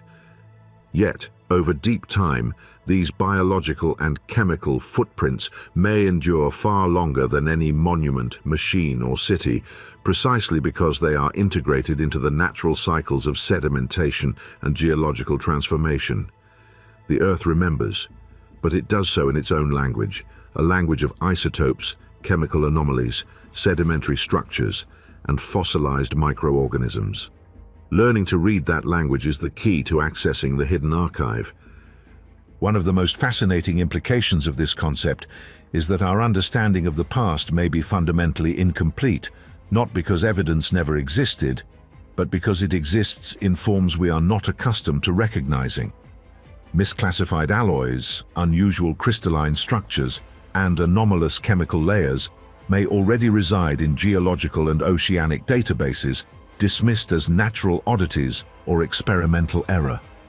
Entire civilizations could be represented in data that has already been collected, yet remains unanalyzed, misunderstood, or ignored. This possibility underscores the importance of interdisciplinary investigation, combining geology, chemistry, paleobiology, archaeology, and systems analysis to reinterpret the hidden record beneath our feet. Exploration bias also affects where we choose to search. Human attention is typically drawn to regions of historical significance, areas of dense population, or sites known to contain fossils and artifacts. Remote regions, vast deserts, isolated mountain ranges, deep ocean basins, and the polar ice sheets remain largely untouched, despite potentially preserving evidence of civilizations that flourished in conditions radically different from our own. The Earth itself is not uniformly documented. Its memory is patchy, fragmented, and incomplete. Each new discovery has the potential to rewrite our understanding of what is possible, yet most of the planet remains unexamined, a vast archive lying in wait beneath sediment, rock, and water. If we embrace the idea of the Earth as an encrypted archive, then anomalies cease to be curiosities. They become potential messages from the deep past. Chemical signatures, platinum group element spikes, sudden shifts in isotopic ratios, and unexpected mineral concentrations may encode information about processes, intelligence, or events that are otherwise lost to history. Each anomaly represents a page in the planet's record, and each page is written in a language that requires both imagination and empirical rigor to decode. By revisiting anomalies, developing new detection techniques, and expanding exploration into previously neglected regions, we may begin to read the Earth's hidden story. The concept of the hidden archive also reframes our understanding of time. Geological time operates on scales far beyond human comprehension, and evidence of past civilizations must be interpreted within that context. A civilization that existed tens of millions of years ago would leave traces that are faint, dispersed, and transformed by natural processes. Its cities, monuments, and artifacts would be chemically altered, reduced to microtraces, or embedded in sedimentary layers inaccessible without drilling, coring, or advanced remote sensing techniques. Yet these faint traces may still carry information, subtle isotopic anomalies, altered mineral compositions, or patterns in sedimentation that hint at intentionality or technological activity. The archive beneath our feet challenges us to think not in terms of decades or centuries, but in terms of millions of years, where even the most ephemeral signals may persist long after the structures that created them have vanished. Throughout human history, myths have occupied a peculiar position in our understanding of the past. They are often dismissed as fanciful stories, cultural embellishments, or allegorical narratives, serving primarily as entertainment, moral instruction, or religious ritual. Yet, what if myths are far more than that? What if, rather than being merely stories, myths represent a sophisticated form of data compression, a way of encoding memory, knowledge, and warning across generations in a format designed to endure the erosion of time, language, and civilization itself? In this sense, myths could be the vessels through which the lessons and experiences of long-lost civilizations survive, long after their physical traces have vanished into the geological record. Consider the striking phenomenon of global flood myths. Across widely separated cultures, from the Mesopotamian epic of Gilgamesh to the Hindu tale of Manu, from the biblical account of Noah to Plato's Atlantis and the Hopi stories of world cycles, we encounter strikingly similar narratives. civilizations overwhelmed by water, chosen survivors who escape destruction, sacred mountains where life persists, and the loss or concealment of profound knowledge. On the surface, these similarities may appear coincidental, the result of independent myth-making responding to local environmental events, such as river floods or tsunamis. Yet, the recurrence of shared symbols, the motif of floods, the presence of sacred or high places as refuges, the notion of select survivors, and the recurring theme of forbidden or lost knowledge suggests a deeper, perhaps global memory embedded within human storytelling. This consistency raises provocative questions. Could these myths represent a collective remembrance of cataclysmic events that affected human societies on a planetary scale? Geological records point to periods of abrupt climate change and environmental upheaval that would have been catastrophic for human populations. One example is the Younger Dryas, approximately 11,000 years ago, a period characterized by sudden cooling, massive glacial lake discharges, and rapid sea level rise. These environmental shifts would have inundated large swathes of habitable land, particularly along coastlines and river deltas, resulting in dramatic societal disruption, migrations, and population loss. Could flood myths, then, be a cultural echo of these real-world cataclysms, encoded in symbolic language that has survived long after the direct evidence of human impact has been obscured? If myths are data compression, their form makes perfect sense. Unlike records carved in stone or preserved on durable media, myths are designed to be flexible, memorable, and resilient. They survive not because they are precise in detail, but because they are structured to endure in oral and performative culture. Rhythm, repetition, and awe are essential components of this endurance. Repetitive narrative patterns, memorable characters, dramatic events, and emotional resonance all act as mnemonic devices, ensuring that the core signal of the myth, the warning, the memory, the lesson, is transmitted reliably across generations, even if the surrounding details are modified, misremembered, or mythologized. In this way, myths function as compressed memory. They reduce vast, complex experiences into symbolic, story-driven packets that humans can carry forward without the need for fragile technology or written records. The ancient site of Göbekli Tepe in modern-day Turkey offers a compelling parallel to this idea. Dated to roughly 12,000 years ago, it predates the advent of agriculture and challenges conventional timelines of human societal development. The megalithic pillars, carved with intricate depictions of animals, symbols, and abstract motifs, were deliberately buried by their builders, perhaps to preserve them or to conceal knowledge. This deliberate act of burial suggests that the site served a purpose beyond immediate utility. It may have been intended as a time capsule, a repository of symbolic knowledge meant to survive human forgetfulness or societal collapse. Göbekli Tepe exemplifies the principle that physical structures alone are not required to transmit knowledge, but can complement or reinforce the persistence of cultural memory embedded in myths. Forgetting myths, therefore, may be tantamount to forgetting warnings. Across cultures, myths often encode environmental, social, and technological lessons.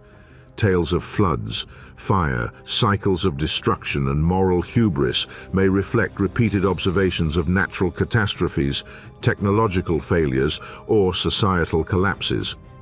By dismissing myths as fiction or reducing them to moral allegories, societies risk discarding embedded insights that were purposefully designed to endure when more conventional forms of knowledge are vulnerable. In this sense, myths function as a safeguard against total cultural amnesia. They survive the destruction of cities, the erasure of written records, and the reshaping of the landscape. The encoding within myths is sophisticated. Symbolism, allegory, and metaphor allow them to carry multiple layers of information simultaneously. Floods may signify actual inundation events, but they may also symbolize moral or technological overreach. Sacred mountains may represent both safe geographical refuges and metaphors for resilience or knowledge preservation. Chosen survivors may embody individuals or lineages capable of transmitting knowledge, culture, or genes to subsequent generations. Lost knowledge may encode warnings about practices that led to societal collapse, environmental mismanagement, or technological hubris. Viewed through this lens, myths are not static or arbitrary. They are dynamic, adaptive frameworks for remembering what otherwise would be irretrievably lost.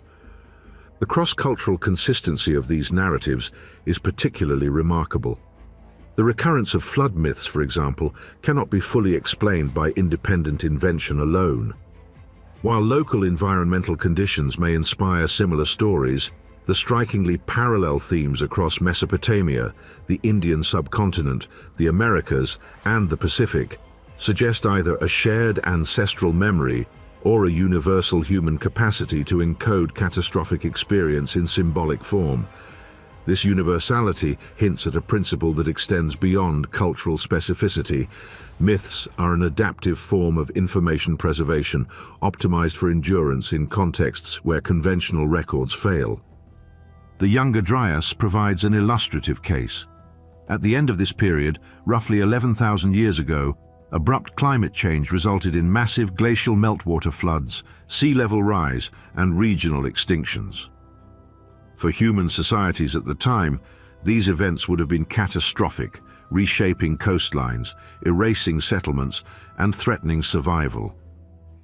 Oral traditions may have captured these cataclysms in the form of myth, encoding both the events themselves and the lessons learned, warnings about hubris, the fragility of civilization, and the need for vigilance in the face of environmental volatility. Over generations, the stories may have drifted into allegory, reshaped by cultural values, but the data embedded within them, the memory of rapid, destructive change, persisted. The persistence of myth contrasts sharply with the fragility of technological records. Stone monuments erode, paper disintegrates, and digital media can be lost to obsolescence, corruption, or the collapse of infrastructure. Oral traditions, by contrast, are remarkably resilient, capable of surviving millennia, even in the absence of formal recording. Their mnemonic features, rhythm, repetition, rhyme, and narrative structure, allow them to endure through centuries of social upheaval. In essence, myths act as compressed archives, ensuring that essential knowledge is preserved even when civilizations themselves vanish. Göbekli Tepe and similar archaeological sites exemplify the complementary role of physical artifacts in reinforcing mythic memory. The deliberate burial of megaliths may have been an act to protect symbolic knowledge for future generations. These physical markers, embedded in the landscape, provide a durable reference point that interacts with oral tradition, reinforcing memory through ritual, storytelling, and symbolic association. The alignment of monuments with celestial events, animal symbolism, or environmental markers further suggests that these sites were designed to encode and transmit information over long timescales, much like myths themselves. The compression of memory into myth also offers an explanation for recurring motifs across otherwise unconnected cultures. Floods, sacred mountains, chosen survivors, and lost knowledge are patterns that appear repeatedly, regardless of geographic separation. Such universality points to underlying principles of human cognition, collective memory, and survival strategy. The human brain is attuned to recognize narrative structures, allegorical symbolism, and moral lessons, making myth an optimal vehicle for encoding complex, multi-layered knowledge that can survive repeated reinterpretation and transmission across generations. Forgetting myth, therefore, carries real consequences. In dismissing myths as mere fiction, we risk discarding encoded information that could inform environmental stewardship, disaster preparedness, societal resilience, and technological caution. The myths act as a bridge between the ephemeral nature of human civilization and the vast timescales of geological and environmental processes. They encode warnings about hubris, environmental mismanagement, and the impermanence of human constructs, lessons that remain relevant to any civilization navigating the fragile balance between technological advancement and planetary limits. Beyond floods, myths also encode cycles of rise and fall, warning against complacency and overconfidence. Tales of civilizations destroyed by their own excesses, gods punishing hubris, and recurring cycles of world-ending cataclysms may reflect real historical experiences repeated over millennia. The narrative patterns found in these myths, destruction, survival, and rebirth, mirror processes that can be observed in the geological and fossil record. Extinctions, climate change, and environmental shifts are not random. They follow discernible patterns that ancient storytellers encoded symbolically. In this sense, myths become an interface between human cognition and the deep time memory of the planet. Interpreting myths as compressed memory also changes our perspective on what constitutes evidence. While conventional archaeology prioritizes tangible artifacts, tools, structures, bones, and inscriptions, the mythic archive preserves intangible information, patterns, lessons, and signals of survival strategy. By analyzing common motifs, symbolic structures, and cross-cultural resonances, we may detect echoes of real events, technological insights, or environmental catastrophes. Myths, therefore, are not just stories. They are repositories of experience, encoding data in forms designed to survive when conventional records fail. In conclusion, myths are far more than entertaining tales. They are compressed memory, a sophisticated system for transmitting knowledge, warnings, and experiences across generations, even when physical structures and technological records are lost. Flood myths, recurring motifs of sacred mountains, chosen survivors, and lost knowledge suggest a collective human memory of catastrophic events, possibly reflecting real environmental upheavals, such as the Younger Dryas. Sites like Göbekli Tepe reinforce this concept, showing that symbolic and physical records can be deliberately preserved for future generations. Forgetting myths risks discarding vital lessons embedded in narrative, rhythm, and allegory. By understanding myths as compressed memory, we recognize that human storytelling is not merely cultural ornamentation, but a resilient, adaptive mechanism for encoding knowledge that can survive millennia, offering profound insights into the hidden archives of both human and possibly pre-human civilizations. In doing so, myths become both history and warning, entertainment and instruction, evidence and inheritance, bridging the deep past with the uncertain future in ways we are only beginning to comprehend. In contemplating the trajectory of life on Earth and the fragility of civilizations, one cannot ignore the profound lessons encoded in the planet's deep history. Among the most striking and unsettling of these lessons is the Permian-Triassic extinction event, the most severe mass extinction in Earth's history, which occurred approximately 252 million years ago. This extinction, often referred to as the Great Dying, wiped out more than 90% of marine species and roughly 70% of terrestrial species. Geological and chemical records indicate that this event coincided with a rapid spike in carbon levels, suggesting a sudden and extreme perturbation of the global carbon cycle. For decades, the prevailing explanation for this die-off has been massive volcanic activity in the Siberian traps, releasing enormous quantities of carbon dioxide, methane, and other greenhouse gases into the atmosphere. Yet closer examination of the sedimentary and isotopic records reveals anomalies that hint at a possible acceleration beyond what volcanic activity alone could account for. The cause, in other words, may not have been purely natural, or at least it may have been amplified by processes that remain poorly understood. This event stands as a stark reminder of the fragility of complex life and the vulnerability of even the most diverse ecosystems to sudden shifts in climate and chemistry. The fossil record shows that the effects were global and profound. Entire ecosystems collapsed, trophic chains were disrupted, and species that had thrived for millions of years disappeared entirely. This extinction serves as both a mirror and a warning, illustrating the potential consequences when natural or artificial processes push planetary systems beyond their thresholds of stability. Fast forward hundreds of millions of years, and we find ourselves in what geologists call the Anthropocene, a new epoch defined by the profound and unprecedented influence of humanity on the Earth's geology, atmosphere, and biosphere. In the Anthropocene, humans have become a force capable of reshaping the planet, not only in the short term, but with potential consequences that will be recorded in the geological strata for millions of years.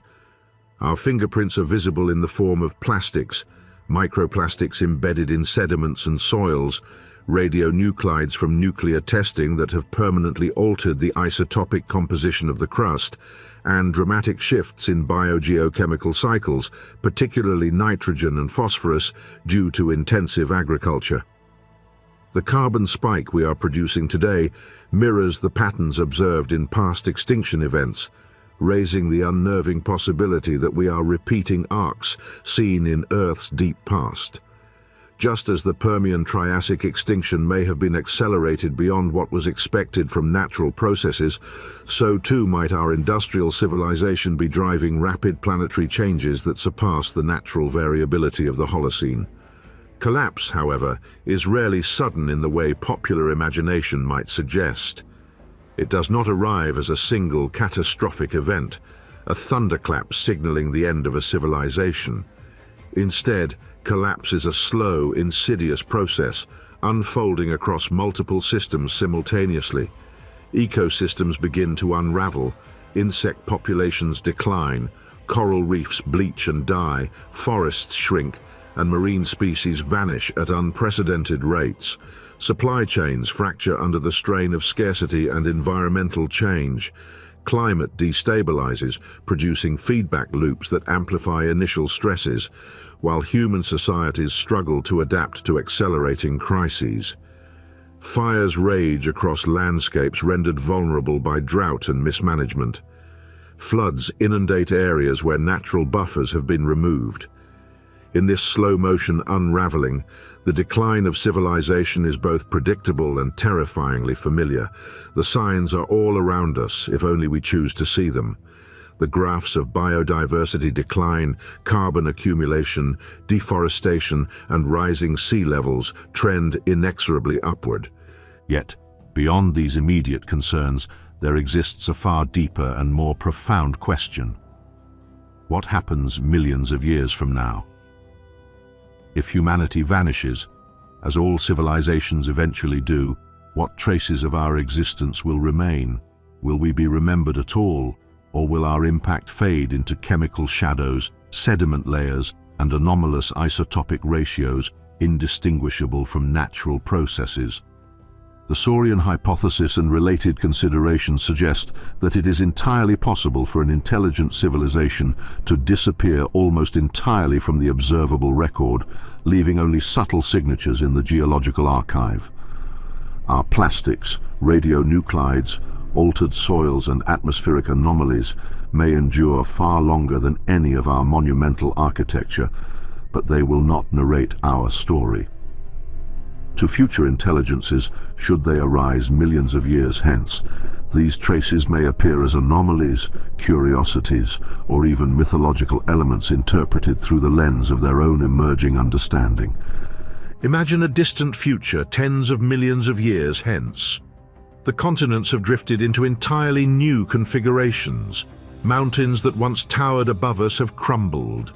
Oceans have shifted, swallowed coastlines, and revealed new lands. Our cities have long since been reduced to rubble, consumed by vegetation, sediment, or tectonic forces.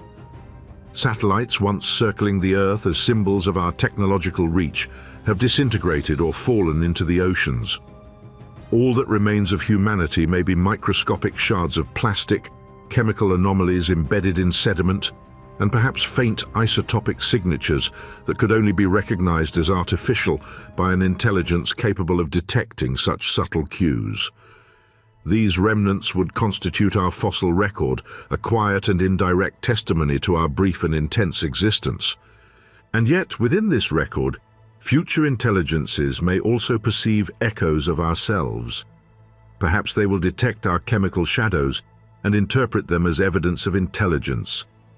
Perhaps they will reconstruct our history in mythic form as we reconstruct the past from sparse and enigmatic traces of civilizations long vanished. They may imagine gods or ancestors in the residues of our technology, projecting narrative onto anomalies just as we have done with Göbekli Tepe, flood myths, or the unexplained layers in the sedimentary record. In this way, intelligence is both ephemeral and recursive. It may arise, flourish, and fade, only to be recognized or interpreted by those who come after, long after its creators are gone. Civilization, then, is not a guaranteed endpoint, but a recurring spark. It is brief, intense, and fragile, a flare in the deep-time darkness. Each civilization illuminates its environment, reshapes the biosphere, and leaves traces, but survival beyond a few millennia is never assured. The geological record demonstrates that life is resilient, but civilization is not. It is a pattern of rise and fall, a series of sparks that light the temporal corridor of Earth's history. The challenge for us, and for any intelligence that may follow, is to recognize the impermanence of these sparks and to understand that survival in memory requires more than dominance or technological prowess. It requires embedding wisdom into systems that can endure long after cities and empires have vanished. Thank you for joining us on this extraordinary journey through the universe on frontiers of infinity. If this glimpse into the unknown has sparked your curiosity, be sure to subscribe and join us, where we unravel the darkest mysteries of space.